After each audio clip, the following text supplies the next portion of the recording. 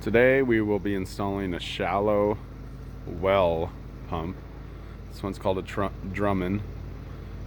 Did some reviews, had asked around some people, and they all suggested this was actually a pretty good one. It actually came from Harbor Freight, which I know makes some people nervous, but all the reviews and stuff really got really good reviews on this. 120 voltage. Takes 1 inch piping to your inlet that goes to your well, outlet that goes to your house or your trailers, whatever you're doing, irrigation, who knows.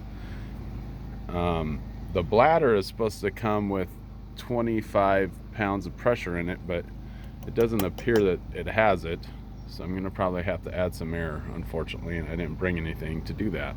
So anyhow, stay tuned, and I will update you as I work on this.